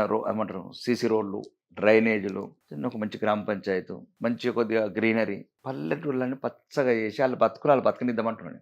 చిన్న కోరికలు. డ్రైనేజ్ 5 లక్షలు పెడితే ఒక వీధి మొత్తం డ్రైనేజ్ అయిపోతుంది. 5 లక్షలు పెడితే ఒక వీధిలో సీసీ రోడ్ అయిపోతుంది. ఒక 20 చెట్లు పెడితే ఎట్లైనా గ్రామీణ ఉపాధి పథకం ఒక పథకం ఉంటుంది, 1000 కోట్లు స్పెండ్ చేస్తారు కేంద్ర ప్రభుత్వం. వాళ్ళతోనే చెట్లు పెట్టిద్దాం. పల్లెటూరు అంటే ఎక్కడ రూరల్ తెలంగాణ డెవలప్ చేద్దాం ఒక ఆలోచన. అంటే ఇదే పద్ధతి సేమ్ తెలంగాణ అంత వ్యాప్తంగా ఎక్కడ ఏ వనరులు ఉన్నాయి. ఫర్ ఎగ్జాంపుల్ ఆదిలాబాద్లో ఉంది కాటన్, ఇప్పుడు త్రిపుర అని ఒక తమిళనాడులో ఉంటుంది, మొత్తం టెక్స్టైల్ ఇండస్ట్రీ. పత్తి కూడా వండదు దీప. ప్రపంచానికి ఈరోజు క్లాత్ ఎక్స్పోర్ట్ నెంబర్ 1 అది. అంటే ఇలా ఎక్కడో ఒక చోట ఒక మార్గం ఉండాలి. దీనికి ఆలోచిద్దామని నేను అంటున్నా. అంటే ప్రభుత్వాన్ని కోరేది కూడా, ఇప్పుడు మాకు నెలకు 20,000 కోట్ల ఆదాయం, అప్పు మళ్ళీ నెలకి ఇప్పుడు సరే 1,60,000 కోట్లు, సుమారు 15,000 కోట్లు తెస్తున్నారు ఎవ్రీ మంత్. ఇవి ఎటు పోతున్నాయి అర్థమవుతలేదు. అట్లా దీన్ని ఎక్కడో ఒక చోట పేద ప్రజలకు కనీస అవకాశాలు, ఇట్లా సోమరిపోతులు చేసే స్కీములు కాకుండా వాళ్ళని కష్టపడి వాడు ఇంకొక 10 మందిని వాడు ఎంప్లాయ్మెంట్ ఇచ్చినట్టు తయారు చేద్దామని. అయితే అన్నిటికన్నా ముఖ్యం ఏంటంటే మనం వందే భారత్ ట్రైన్లో తిరిగినా సరే కానీ వాళ్ళు తిరిగేందుకు సైకిల్ మీద రోడ్డు మంచుకుంటామని నేను కోరిక. ఫైనల్ గా కులగణనని సమర్థిస్తారా? కులగణన పైన మీ అభిప్రాయం ఏంటి? అది దాని గురించి కులగణన అనేది కొన్ని రకాలుగా కాంగ్రెస్ ఆడిన కుట్రలో లేపిన ఒక భాగం ఇది. మళ్ళీ ఇది ఒక రకమైన కులాల మధ్యన చిచ్చు పెట్టి దేశాన్ని విభజించాలనే కుట్రలో భాగం. అంటే ఇది ఒక పెద్ద కంట్రీ లెవెల్ ఇష్యూ. వీళ్ళకి తెలుసు అన్ని. సుప్రీంకోర్టు ఒప్పుకోదు, రాజ్యాంగం ఒప్పుకోదు. అంటే చిన్న ఉదాహరణ, ఇప్పుడు హిందువులు ఉన్నారు, బీసీలకు అన్యాయం చేయడమే కదా. ముస్లిమ్స్ని బీసీలో కలపడం కోర్టు ఒప్పుకుంటుందా? ఒప్పుకోదు. ఎట్లన్నా కొట్టేస్తుంది. మాదేం పోతున్నది, మేమైతే చేసినాం ఎన్నికల్లో కామారెడ్డి డిక్లరేషన్, బీసీ డిక్లరేషన్, కులగణన చేసినాం. కాల్చి మా మీద బట్టబడితే అయిపోతుంది ఢిల్లీ. ఇప్పుడు ఇప్పుడు 4 రోజులు మళ్ళీ అదే మొన్న ఒక రోజు పెట్టిండ్రు కులగణన సమావేశం, 4th నాడు అనుకుంటాను. ఫిబ్రవరి 4th నాడు. ఇప్పుడు మళ్ళీ 1st నుంచి 5 వరకు ఈ కులగణన మీద చర్చ. అంటే తెలంగాణ ప్రజలని మళ్ళొక్కసారి ఈ అభివృద్ధి ఏమైంది, ఇందిరా మిల్లని, పెన్షన్లని, రేషన్ కార్డులని, మహిళలకు 2500 అని, ఆడపిల్లలకు స్కూటీలని ఎక్కడ నిలదీస్తారో, ఆటో డ్రైవర్లు, కౌలు రౌతులు, ఇవన్నీ ఏవైతే వీళ్ళు చెప్పిన వాగ్దానాలు దాట వేసుకుంటూ పోతున్నాడు. కాబట్టి ప్రజలని డైవర్ట్ చేయాలి. కనీసం మంత్రివర్గ విస్తరణ చేయడం చేతగాని ప్రభుత్వం అండి. మీరు చదువుకున్న వాళ్ళు ఆలోచించండి. మీరు ఎవరైనా ఈ ఇంటర్వ్యూ చూసిన వాళ్ళు నేను చెప్పిందంటే రాజకీయ కోణం దయచేసి పెట్టకండి. మీరు పక్కన పెట్టి ఇందులో 2 సమాధానాలు చెప్తాం మీకు. ఫస్ట్ పాయింట్, ఈ రాష్ట్రంలో ఏ రాష్ట్రమైనా సరే, ఏ దేశమైనా సరే శాంతి భద్రతలు బాగుంటే ఆ రాష్ట్రం కావచ్చు, ఆ దేశం కావచ్చు, ప్రాంతం బాగుంటుంది. ఇక్కడ హోమ్ మినిస్టర్ లేడు తెలంగాణలో 15 నెలల నుంచి. రెండోది, విద్య అన్నిటికన్నా ప్రపంచంలో మనిషిని మంచిగా, మానవుడిని మంచిగా మరి మహోన్నతమైన వ్యక్తిగా తీర్చిదిద్దాలంటే విద్య ముఖ్యం. ఇక్కడ విద్యాశాఖ మంత్రి లేడు తెలంగాణలో 15 నెలల నుంచి. ఇంకా ఇప్పుడు ఆధునిక భారతం ఈ 21వ సెంచరీలో ఒక మౌలిక వసతులు కొన్ని మార్చి ఈ మనిషి సౌకర్యవంతంగా జీవించాలంటే మౌలిక వసతులు కావాలి. దానికి శాఖ మంత్రి, మున్సిపల్ శాఖ మంత్రి లేడు. అంటే ఈ ప్రభుత్వ పరిపాలన దేని గురించి ఉన్నదో అర్థం చేసుకోండి. ఇది ప్రజల గురించి లేదు. కాబట్టి నేనేమంటున్నాను, ఇలా ప్రజల ప్రాధాన్యత కాదు ముఖ్యంగా. రెండోది, ఇప్పుడు వీళ్ళు ఉన్నారు, ఓకే, కులగణన కొద్దిసేపు పక్కన పెడతాం, దట్స్ డిఫరెంట్ ప్రాసెస్ అనుకుందాం. అది వాళ్ళ విధానం మీద ఉందో పోనీ, ఒకవేళ చట్టపరంగా అది ఎట్లా పోతుందో పోనీ. కానీ ఎట్లయితే మేము కేంద్ర ప్రభుత్వంలో 27 మంది ఓబీసీలకు మంత్రులు ఇచ్చినాం, గౌరవనీయ ప్రధానమంత్రినే ప్రధానమంత్రిని పెట్టినాం 11 సంవత్సరాల నుంచి. ఒకటి 27 మందిని ఓబీసీ మంత్రులు. మరి ఇంకా మళ్ళీ ఇక్కడ ఎందుకు అంత ఓసీలను పెట్టి 2 బీసీలకు ఇచ్చినాం? ఓకే, ఇచ్చినాం. ఈ దమ్ము ఉంటే డైరెక్ట్ చెప్పండి తెలంగాణ ప్రజలకు. రేపు 6 మంత్రులను బీసీలను పెడుతున్నారా లేరా? దమ్ముంటే రేవంత్ రెడ్డి ఈ మాటకు సమాధానం చెప్పు. దమ్ముంటే కోమటిరెడ్డి ఈ మాటకు సమాధానం చెప్పు. దమ్ముంటే పొంగురెడ్డి శ్రీనివాసరెడ్డి ఈ మాటకు సమాధానం చెప్పండి. దమ్ములుంటే ఉన్నత వర్గాలకు చెందిన జూపల్లి కృష్ణారావు గారు సమాధానం చెప్పండి. తుమ్మల నాగేశ్వరరావు గారు సమాధానం చెప్పండి. దమ్ముంటే చెప్పండి. ప్రజలని మభ్యపెట్టి మోసం చేసి మాట్లాడతారు. రేపు ప్రొద్దున గవర్నర్ దగ్గర కొండి, దమ్ముంటే మీ రాహుల్ గాంధీకి చెప్పండి. కులగణన అంతా సీరియస్ ఉంటే 6 బీసీ మంత్రులు పెట్టమని ఇచ్చేయండి లిస్ట్. ఎవరు వద్దంటున్నాడు మిమ్మల్ని? ఇప్పుడు గ్రామంలో 1 year అయిందండి. ఫిబ్రవరి 2 నుంచి సర్పంచుల స్థానిక సంస్థల వ్యవస్థ లేదు. కేంద్ర ప్రభుత్వం రావాల్సిన నిధులను పోయినాయి. ఈ మార్చి లోపల ఇంకేదో అంటున్నారు, మరి రిన్యూవల్ అవుతుందా కాదో నేను మన పేపర్లో చదివినా. జమ్జా చెప్తున్నాను, స్థానిక సంస్థలు ఈ సన్నాసులు అభివృద్ధి చేయరు, కేంద్ర ప్రభుత్వం నిధులు కూడా తెచ్చుకునే దద్దమ్మలు, ఎలక్షన్లు పెట్టిన దద్దమ్మలు. ఈ రూలింగ్ ప్రభుత్వమే కదా, పోలీసు వాడు నీ చేతుల్లో ఉన్నాడు, అధికారులు నీ చేతుల్లో ఉన్నారు. దాంట్లో కూడా దమ్ము లేదు. చేసుకో 42% ఇచ్చేసుకో. ఎవరద్దు అంటున్నారు? ఇది నడని, ఒకవేళ ఇది నడిస్తే నడని దీపా, ఈ వ్యవస్థ నడని, రిజర్వేషన్లు అది నడుస్తున్నాడని ఒక చట్టబద్ధంగా కంటిన్యూ కానీ మీరు ప్రజలను మోసం చేయకుండా. ఇప్పుడు నేను చెప్పిందని నేను తప్పని చెప్పండి. రైట్, బీసీలను రేపే ప్రొద్దున గవర్నర్ గారికి ఇవ్వండి లిస్టు. రాహుల్ గాంధీ ఒక నిజమైన ఈ దేశంలో సగం రక్తం ఉంటే ఈ దేశంది, రాత్రి లోపల ఫ్యాక్స్ పంపిమని. ఓకే, అంటే మంత్రివర్గ విస్తరణలో బీసీలకి పెద్దగా స్థానం ఉండదు అనుకుంటున్నారా? ఉండేదంటే ఇప్పటివరకు ఎందుకు ఇంకా ఉంది కదా. ఇంకా మళ్ళీ అదే అంటుంది, ఇంకా 15 నెలలు, మరి ఇంకా 48 నెలలకి చేయండి. హోటల్ మూసేటప్పుడు ఆ ఫుల్ భోజనం అన్నం పెట్టు దీపా. ఇప్పుడు ఉదయం నుంచి ఆకలి అని చచ్చిండు, ఉదయం నుంచి ఆకలి అంటే ఎవడో హోటల్ మూసేటప్పుడు తినరా అంటాడట, పాడైపోయింది. అయితే తీన్మార్ మల్లన్న చేసిన వ్యాఖ్యలన్నీ బీసీలకు అన్యాయం జరిగింది, లెక్క తప్పింది, ఇదొక సమాధి లాగా భావిస్తాను బీసీల విషయంలో అంటూ ఆయన వ్యాఖ్యానించారు. తీన్మార్ మల్లన్న విషయంలో ఒకటే నేను చెప్పేది, ఆయన ఓసీ, నేను బీసీ. తీన్మార్ మల్లన్న నా దృష్టిలో బీసీ గాడు. ఎట్లా అంటున్నారు ఇది ఓసీ అని? ఆయన ఓసీ కదా, పక్క రాష్ట్రంలో ఓసీ, ఇక్కడ బీసీ ఎట్లా అవుతాడు? ఆయన బీసీ అయితే నేను బీసీ అవుతా. నేను మహారాష్ట్రలో నేను బీసీ రెడ్డి. మిగతా రాష్ట్రాల విషయం మనకెందుకు? ఉమ్మడి రాష్ట్రం ఆంధ్రప్రదేశ్ పక్క రాష్ట్రం అండి, తెలుగు రాష్ట్రము. అవును, విడిపోయింది కదా. విడిపోక ముందు కూడా సేమ్ ఇదే అన్యాయం. అప్పుడు అక్కడ ఓసీ, ఇక్కడ బీసీ. అంటే ఒక్కటి కొన్ని కమ్యూనిటీస్ ఉన్నాయి అట్లాంటి. నేను ఏమంటున్నాను దీపా, అవన్నీ కాదండి. బీసీలైనా ఓసీలైనా ఫస్ట్ మా భారతీయ జనతా పార్టీ సిద్ధాంతం హిందువులు. వాళ్ళు మరి వాళ్ళదనుకు 50 కులాలని ముస్లింలు వాళ్ళు ఇట్లా కొట్టుకుంటలేరు, ప్రతి సమస్యకు యూనిటీగా ఉంటున్నారు. కరెక్టే రాకేష్ రెడ్డి గారు, మీరు అన్నట్టు హిందువులే. మీరు ఇప్పుడు ఏదైతే అన్నారో బీసీలకు కూడా సముచిత న్యాయం జరగాలి, వాళ్ళకు కూడా మంత్రి వర్గంలో చోటు కేటాయించాలని మీరు అన్నారు కదా. అదే విధంగా ఆయన కూడా అదే అన్యాయం జరుగుతుంది, లెక్క తప్పింది అంటున్నారు. అది ఆయన ప్రభుత్వం, అది ఆయన ప్రభుత్వము. ఆయన తప్పు జరిగినప్పుడు ప్రభుత్వాన్ని కూడా ప్రశ్నిస్తాను బయటకు మాట్లాడారు. ఈసారి రెడ్డి ముఖ్యమంత్రి ఉండడు, ఇదే లాస్ట్ అని కూడా స్టేట్మెంట్ ఇచ్చాడు ఆయన. అప్పటి వరకు రెడ్డి బీసీలు అవుతుందా చెప్పట్లా? అప్పుడు ఎట్లా? ఇప్పుడు పక్క రాష్ట్రంలో ఓసి ఉన్న కులం ఏదైతే ఈ రాష్ట్రంలో చింతపండు నవీన్ కులం ఏదైతే ఉన్నదో బీసీలో, పక్క రాష్ట్రంలో ఓసీలు ఉన్నది. అట్లనే మరి పక్క రాష్ట్రంలో బీసీ అన్నప్పుడు ఒకవేళ ఇక్కడ కూడా బీసీ అయితే ఎట్లా రెడ్డి అప్పటి వరకు?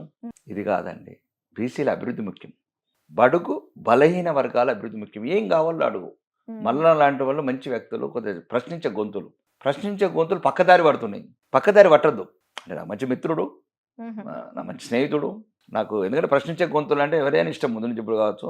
నాకు బహిరంగంగా ఇంటర్వ్యూలో కూడా చెప్తాను నేను. నాకేం ఇబ్బంది ఏమి లేదు.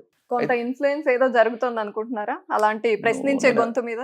మళ్ళా నేను ఏమంటున్నా, ప్రశ్నించే గొంతు ఇప్పుడు అడిగినే అడగమంటున్నా.